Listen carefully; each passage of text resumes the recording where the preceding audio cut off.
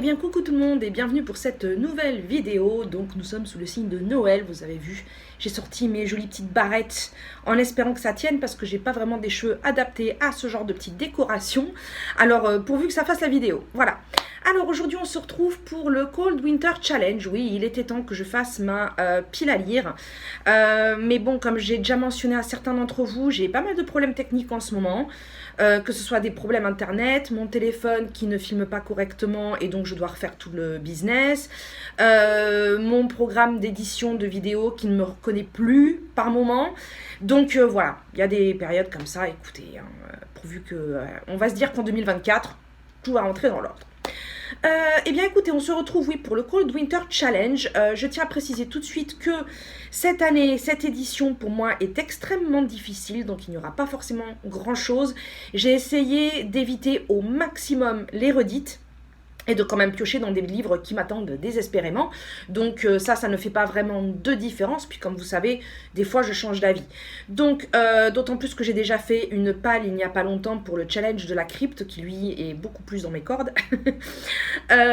Et du coup, bah écoutez, j'ai été obligée bien entendu de tricher un petit peu, hein, parce que dans les challenges on peut, et puis surtout celui-là en fait, cette année est très axé sur Noël et les fêtes.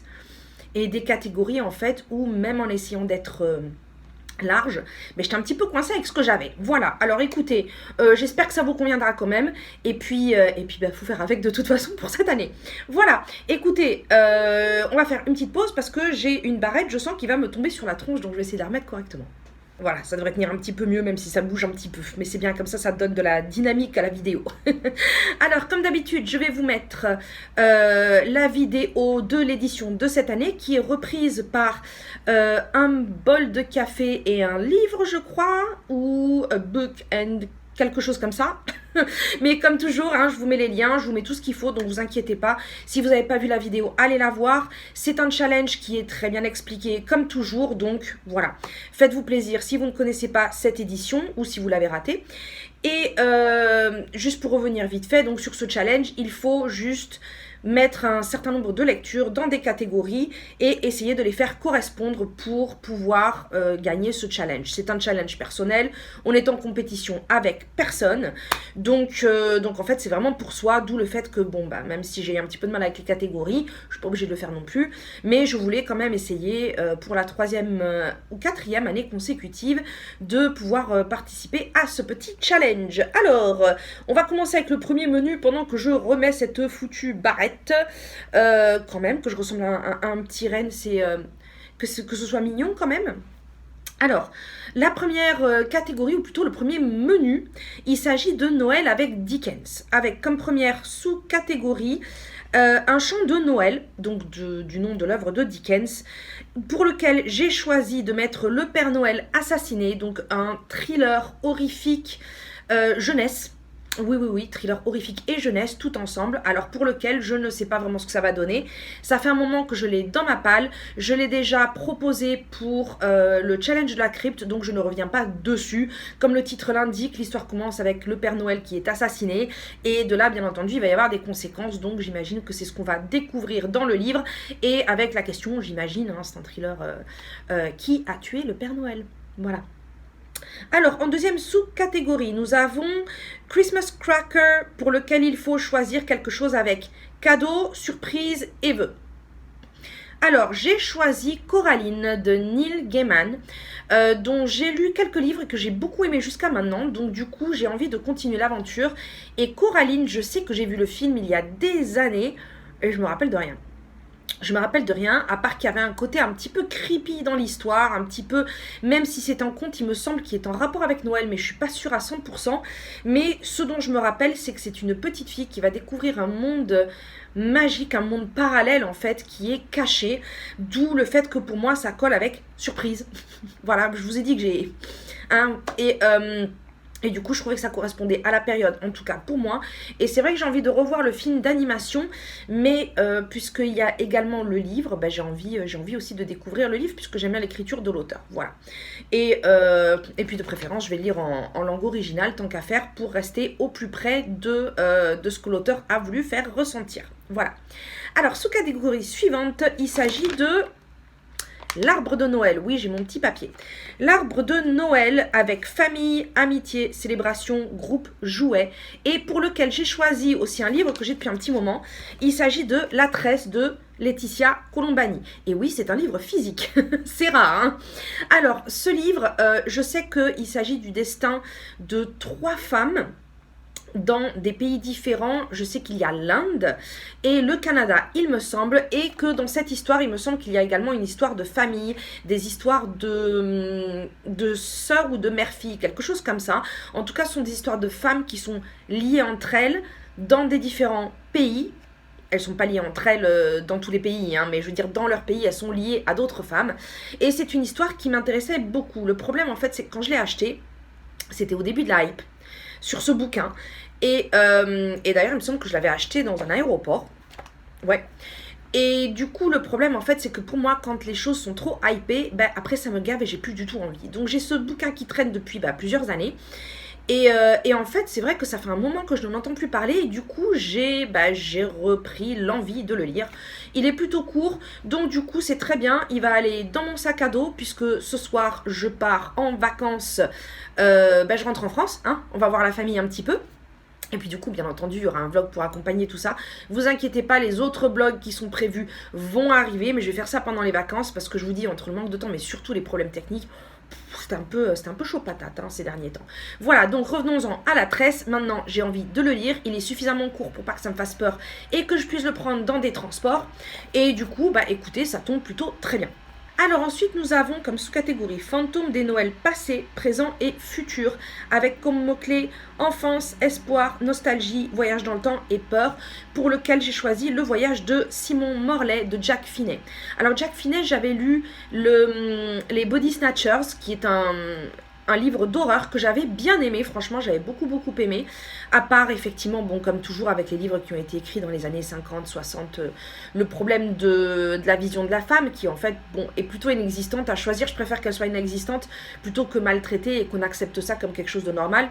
Voilà, bon après c'est des opinions personnelles, hein. Mais j'avais beaucoup aimé la façon avec laquelle l'histoire avait été racontée, tout ce que ça sous-entendait, enfin il y avait des choses franchement sympas. Et ce livre-là, ça fait un moment que j'ai dans ma palle et beaucoup d'entre vous me l'ont conseillé à plusieurs reprises en me disant que par rapport à mes goûts ou en tout cas par rapport aux choses que j'ai exprimées dans certaines vidéos, c'est quelque chose vraiment que je devrais découvrir. Alors en sachant qu'il est là depuis un bon moment, je vais en profiter pour le lire. Alors je sais juste que c'est un livre de science-fiction, qu'il y a une histoire de voyage dans le temps. Je n'en sais pas plus. Comme souvent, je préfère ne pas en savoir plus parce que je préfère découvrir l'histoire au fur et à mesure. Et puis parfois, quand je lis la 4e de couverture, si je mets du temps à les lire, j'oublie. Et donc ça, c'est très bien. Voilà, comme ça me permet d'avoir une découverte totale et éventuellement des surprises auxquelles je ne m'attendais pas. Voilà. Sous-catégorie suivante, il s'agit de festin de Noël avec gourmandise, cuisine, chocolat, grands-parents et pour lequel j'ai choisi Cadavre exquis. Alors, oui, c'est un livre d'horreur. C'est un livre d'horreur, mais qui se situe dans un monde futuriste dans lequel les animaux sont devenus extrêmement rares suite à un virus et donc les êtres humains, pour s'alimenter, n'ont pas eu d'autre choix que de se tourner vers le cannibalisme. Voilà. Donc, il semblerait, d'après le résumé, que c'est un livre qui tourne beaucoup autour de l'élevage des humains, le traitement des humains pour en faire de la viande. Enfin, ça tourne beaucoup en fait autour de la bouffe. Alors, même si c'est du cannibalisme, on est quand même autour d'un repas, voilà, c'est un livre centré autour de l'alimentation et des repas, même si c'est pour bouffer des humains, voilà. C'était vraiment le seul moyen que j'ai trouvé d'avoir quelque chose d'adapté à cette sous-catégorie, voilà. Alors maintenant on passe au second menu. Il s'agit de Féerie des fêtes avec comme première sous-catégorie, ouais j'ai du mal à voir quand c'est écrit petit, je me fais vieille, hein. Ouh là là, ça s'arrange pas du tout ça par contre. Alors, Deck the Halls, je crois que c'est, voilà, pour lequel il faut une couverture rouge ouverte, donc aux couleurs de Noël. J'ai vachement galéré en fait parce que j'ai beaucoup de bleu, j'ai beaucoup de gris, j'ai beaucoup de noir, j'ai beaucoup de jaune. Je m'étais même pas rendu compte à quel point j'avais pas de rouge ou de vert. Alors du coup j'ai choisi Magellan de Stefan Zweig, qui est une biographie de Magellan, hein, l'explorateur, je pense que tout le monde connaît, et donc de sa vie et de son voyage, puisqu'il a fait le tour du monde, il est passé par tous les continents, et c'est un voyage dont j'ai déjà entendu parler dans plusieurs documentaires, qui m'a toujours beaucoup intéressée, et j'ai vraiment très très envie de lire des biographies de Stefan Zweig, puisqu'il paraît qu'elles sont extrêmement bien écrites et vraiment passionnantes, même si ce sont des biographies, on a vraiment l'impression de lire un roman, donc j'avoue que j'ai très très envie. Encore une fois, ce n'est pas un livre très gros, donc du coup, aucune raison de ne pas tenter. En plus, ça faisait un moment que, voilà. Alors c'est un livre qui a plusieurs couvertures, comme vous le savez, moi je lis beaucoup en numérique, du coup ça me permet de choisir la couverture que je veux, et il me semble que c'est les éditions... pardon, que c'est les éditions Grasset qui ont une couverture complètement rouge. Donc, du coup, voilà, ça colle. Ensuite, sous-catégorie suivante, il s'agit de Lumière enchantée, pour lequel il faut une couverture qui brille, dorure paillettes. Alors, c'est con, mais j'ai rien. Voilà, je n'ai absolument rien du tout. Alors comment j'ai détourné le schmilblick? En fait, j'ai décidé de mettre À la croisée des mondes, les royaumes du Nord, le premier tome, qui est une saga de fantasy jeunesse, il me semble, mais que j'ai très très envie de lire depuis très longtemps. C'est un grand classique anglo-saxon. Et du coup, c'est vrai que là, avec l'hiver, avec tout ça, j'avoue qu'en plus, jeunesse, ça doit être quelque chose qui est un petit peu plus facile quand on a des pannes de lecture. Et j'avoue que oui, ça me tente beaucoup. Voilà. Alors, pourquoi est-ce que je l'ai foutu là avec des trucs qui brillent? Tout simplement parce que sur la couverture, on voit un ours qui est recouvert d'une sorte d'armure dorée, et il y a plusieurs éléments qui ressemblent à du doré, et le titre en lui-même, alors je ne sais pas sur le livre physique, mais le titre en lui-même semble être de l'or. Voilà. Donc même si ce n'est pas brillant en soi, mais l'effet fait que c'est un effet métallique doré, et donc pour moi, ça fonctionne. Voilà. Alors, sous-catégorie suivante, il s'agit de S'embrasser sous le gui, avec une romance et éventuellement une romance de Noël. Alors, vous savez ce que je pense de ce genre. Alors, pour celui-là, on va pas y rester 3 heures dessus parce que je vous en ai déjà parlé. Je suis en train de lire The Ghost Bride d'une autrice malaisienne qui effectivement est une romance. Ça doit être l'une des 2 ou 3 que j'ai lues dans ma vie parce que c'est tellement pas mon truc. Mais en fait, ce que j'aime beaucoup dans ce roman, puisque je suis toujours en cours, c'est tout l'aspect culturel, tout l'aspect traditionnel. On a beaucoup de descriptions des vêtements, des aliments, du folklore, du paysage, de la vie après la mort, de toutes ces choses-là, en fait, de la culture malaisienne que moi je ne connais pas spécialement. Et c'est suffisamment bien décrit pour qu'en fait la romance, vraiment, pour moi en tout cas, est tellement secondaire que ça ne me perturbe pas plus que ça. Voilà. Après, sincèrement, j'aurais pu en mettre une autre, vu que c'est un livre que j'ai quand même bien avancé, mais j'avais pas envie, et puis je suis désolée, mais je vais pas m'infliger, enfin je vais pas m'imposer de lire un type de livre que je n'aime pas du tout, avec 2 ou 3 d'affilée. Voilà, non. Voilà. J'en fais un, peut-être que dans quelques mois, j'aurai envie d'en faire un autre qui me tente suffisamment, mais là, je vais rester sur celui-là. Voilà. Ensuite, nous avons Le coin du feu, avec un livre cocooning qui réchauffe le cœur et le corps. Alors là, j'en ai 3. Pourquoi j'en ai 3? Vous allez vite comprendre. Le premier, en fait, que je voulais vraiment lire, c'était Sherlock. Qui est un petit livre jeunesse avec l'histoire d'un chat qui fait des enquêtes policières et qui est illustré par Benjamin Lacombe, que tout le monde connaît, qui fait des illustrations magnifiques, et que j'ai depuis longtemps sur mon Kindle. Alors pourquoi je l'ai mis là, mais pas que? Tout simplement parce que jusqu'à maintenant, j'étais dans l'impossibilité de le lire parce que les livres numériques parfois sont édités ou faits avec les pieds, et que donc du coup, sur la plupart de mes appareils, on ne voit que la moitié de la page, c'est-à-dire que ce n'est pas seulement la moitié de l'image, mais c'est aussi la moitié du texte. Et je ne peux pas accéder à l'autre moitié du texte. En fait, c'est un peu comme si quelqu'un avait coupé au ciseau des parties des pages et les avait jetées. Voilà. Donc, je vais essayer de voir si, avec peut-être directement en ligne, enfin, je vais essayer d'autres méthodes pour le lire, parce que ça me gonfle, parce que même en numérique, c'est pas donné du tout. Donc, ouais. Ça me frustre pas mal et là pour l'instant c'est complètement impossible de le lire. Voilà. Le deuxième, il s'agit de la biographie de Nivard de Saint-Pierre, un maître verrier du Moyen-Âge. et qui, il paraîtrait, est un très très bon livre, surtout quand on adore les romans historiques, quand on adore les biographies et quand on adore l'art et les livres qui tournent sur l'art et l'artisanat. Vous savez que ça, c'est quelque chose qui me plaît beaucoup. Et ce livre-là, je l'ai déjà proposé dans d'autres pales. Et pourquoi j'ai toujours pas lu? Ça n'est pas parce que j'ai mis de côté ou parce que, mais c'est juste parce que j'ai jamais réussi à foutre la main dessus. C'est-à-dire qu'à chaque fois, bon, bien sûr, j'habite loin, donc physiquement, j'ai du mal à l'avoir. Il n'existe pas en numérique. À chaque fois que je vais en France, ils ne l'ont pas. Voilà. Donc, c'était pas évident. Et là, en fait, ben, je viens de le commander, donc c'est mes parents qui vont le recevoir pour quand j'arriverai, parce qu'ils en avaient quelques exemplaires. Voilà. Donc, du coup, là, je sais que je vais pouvoir mettre la main dessus. Et sinon, je me suis aussi rajouté Dead Voices, qui est le deuxième tome de la saga de Catherine Arden qui commençait avec Terreur à Smoky Hollow, à chaque fois je vais dire Sleepy Hollow, et qui est un livre jeunesse sur le thème d'Halloween que j'avais beaucoup aimé. Et en fait, chaque volume se passe à une saison différente. Donc celui-ci est le deuxième. Pardon. Ça se passe en hiver.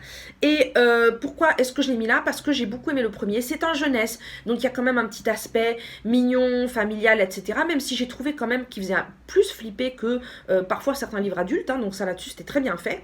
Et du coup, je pense que ça va être une lecture très agréable, comme le précédent. Voilà, je pense que ce sont des livres qui ont un côté beau, apaisant, mignon. Hein, parce que c'est pas forcément évident à trouver dans ce que j'ai. Et puis pour la biographie de Nivard de Saint-Pierre, parce que ça tourne autour de thématiques que moi j'affectionne très particulièrement et qui me manquent un petit peu, il faut l'avouer. Voilà. Alors maintenant, troisième menu, nous allons passer au froid polaire, une thématique déjà qui me correspond un petit peu plus que Noël et les fêtes. Et alors le premier, c'est Stalactite ensanglantée avec thriller policier Cozy Mystery. Alors pour celui-là, j'ai mis Dead Man's Blues de Ray Célestin. Je vous ai déjà parlé de cet auteur dont j'avais lu Carnaval, que j'avais adoré. Un thriller policier noir qui se passait à la Nouvelle-Orléans et dont toute l'histoire est tournée autour du jazz et de la musique, avec bien sûr un tueur en série qui est inspiré d'un tueur en série qui a réellement existé, et dont je ne me rappelle plus du nom, mais c'était je crois l'homme à la hache ou quelque chose comme ça. Oui, c'était l'homme à la hache, The Axeman, et qui a décimé un certain nombre de personnes dans les années 10-20 à la Nouvelle-Orléans, et dont le modus operandi, je n'arrive pas à retrouver le nom en français, tourne autour de la musique et du jazz et de cartes. Voilà. Je ne vous en dis pas plus si vous voulez le lire, mais j'avais beaucoup aimé l'atmosphère poisseuse, le fait que ça tourne autour de la musique, c'était quelque chose d'extrêmement original. L'écriture était très intéressante et en fait, il a écrit une série de livres policiers pour raconter l'histoire du jazz en Amérique. Et ce deuxième volume se passe à Chicago, donc au temps de la Prohibition. Donc il me semble qu'on va croiser Al Capone, la mafia, enfin ce type de personnage. Et j'avoue que j'aime beaucoup aussi cette alliance historique, roman. Enfin il y a beaucoup d'éléments qui font que j'avais adoré le premier roman. J'ai envie de lire le deuxième, ça fait un moment aussi que je l'ai dans ma palle. Et il serait temps que je dépoussière un petit peu tout ce que j'ai en stock. Voilà. Ensuite, sous-catégorie suivante, il s'agit de Let It Snow. Et il faut un livre dont le titre contient un mot hivernal. Alors, là j'ai méga triché. Parce que j'ai choisi un livre qui s'appelle Retour à Whitechapel de Moati. Alors Whitechapel est un quartier de Londres, s'il y en a qui ne connaissent pas, c'est le quartier où a sévi principalement Jack l'Éventreur. Et il s'agit d'un livre policier, thriller victorien, donc qui se passe à l'époque de Jack l'Éventreur et qui apparemment tournerait autour de cette histoire. Donc il y a une petite ambiance Jack l'Éventreur, Sherlock Holmes, voilà, moi j'aime bien ce genre de choses. Ça fait longtemps aussi que je n'ai pas lu de livre avec ce type de thématique, donc ça me donne très envie. Celui-là aussi, ça fait un petit moment que je l'ai, mais en fait j'avais carrément oublié. C'est quand j'ai regardé ce que j'avais que je me suis dit, ah tiens. Et pourquoi est-ce que ça colle à cette sous-catégorie quand je vous dis que je triche, hein, parce que ça s'appelle Retour à Whitechapel. White, blanc, neige. Voilà, ça n'a rien à voir, mais c'est pas grave, j'ai pris la moitié du nom du quartier pour que ça colle à la catégorie. Pareil qu'on a le droit de tricher. Voilà. Sous-catégorie suivante, marcher dans la neige, pour lequel il faut nature writing, littérature de voyage, grands espaces et nature, et pour lequel j'ai choisi un roman graphique aussi que j'ai depuis, enfin j'ai tout depuis un moment, alors je vais pas vous le redire à chaque fois parce que je me répète hein, comme les vieux, hein. Mais bon, Donc j'ai mis Alma, le vent se lève, qui est un roman graphique qui semblerait-il tourne autour du voyage parce que j'en ai lu la 4e de couverture il y a un moment, donc voilà, ça fait partie de ces histoires dont je me rappelle plus du résumé. Mais sur la couverture, on voit des bateaux, on voit, il me semble que ça se passe sur le continent africain et apparemment c'est un livre d'apprentissage, d'adolescence à travers certaines cultures et effectivement il y a beaucoup d'éléments de voyage sur la couverture. Je pense d'ailleurs que ça doit être le premier élément pour lequel j'ai choisi ce livre. Voilà, donc pour moi ça colle à la catégorie. S'il y en a certains parmi vous qui l'ont lu, n'hésitez pas à me donner vos impressions. Parce que je l'avais entendu parler sur les chaînes YouTube il y a un petit moment, mais c'est vrai que j'en entends plus vraiment parler ces derniers temps. Voilà. Et sous-catégorie suivante, qui est aussi la dernière, il s'agit de la magie de l'hiver, avec des êtres du folklore hivernal, nordique, contes et légendes de Noël et de l'hiver. Alors là, j'en ai mis deux. Un que j'ai déjà mis, il me semble, si c'est pas l'année dernière, c'était il y a 2 ans, c'est L'ours et le rossignol de Catherine Arden, de nouveau. Mais cette fois, il s'agit d'un roman adulte qui est basé sur les légendes russes et qui se passe en Russie, bien sûr, qui a un petit côté conte de fées avec essentiellement des créatures, ours, sorcières, ce type d'enfant, le folklore russe qui est toujours plus ou moins collé à l'hiver, donc ça colle en général assez bien, et pareil que j'ai depuis un moment. Alors par contre il est assez gros par rapport aux autres, donc on verra bien, mais bon, comme je vous ai dit, je pars en vacances, je vais avoir beaucoup de transport, donc avec un peu de pause, ça va me donner l'occasion justement d'écouler un petit peu tout ça. Et sinon, je me suis aussi mis la saga de Gisli sur Son. Alors, les sagas vikings, les sagas islandaises, ça fait très très longtemps que j'ai envie de les lire. Eh ben, juste il serait temps, parce qu'en plus, ce sont des... Vous savez, dans les éditions, je crois que c'est Folio à 2 €. C'est-à-dire qu'en fait, souvent, ce sont des parties, des chapitres, des sagas. Et du coup, qui permettrait justement de découvrir un petit peu les interprétations, les écritures. Les sagas islandaises, j'avoue que c'était l'une des raisons pour lesquelles j'avais envie d'apprendre l'islandais à un moment donné. Et puis j'espère que dans le futur, je pourrai le faire, une fois que je l'aurai fini avec d'autres langues que j'ai en cours. Parce que c'est vrai que c'est une langue qui n'a pas beaucoup changé dans le temps. Et à ce qu'il paraît, les sagas islandaises sont assez faciles à lire une fois que l'on comprend l'islandais. Voilà. Donc un projet pour dans le futur, peut-être quand je serai à la retraite, on verra. Mais écoutez, voilà, donc du coup je trouvais que c'était plutôt adapté. Et ben écoutez, ça m'a permis de compléter un petit peu toutes les catégories. Alors comme toujours, pour moi, les pales, c'est plutôt des pioches à lire. Est-ce que je vais en changer certains? Certainement. Est-ce que je vais en rajouter d'autres? Peut-être, on verra bien.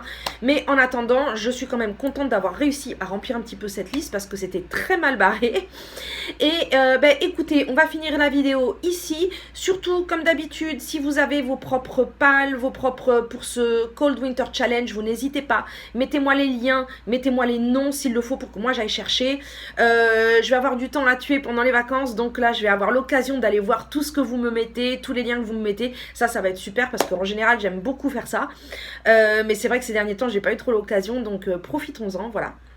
Et puis bah écoutez, sur ce je vous dis à très bientôt pour une prochaine vidéo. Bonne lecture et très très joyeuses fêtes à tous. Voilà, ciao ciao.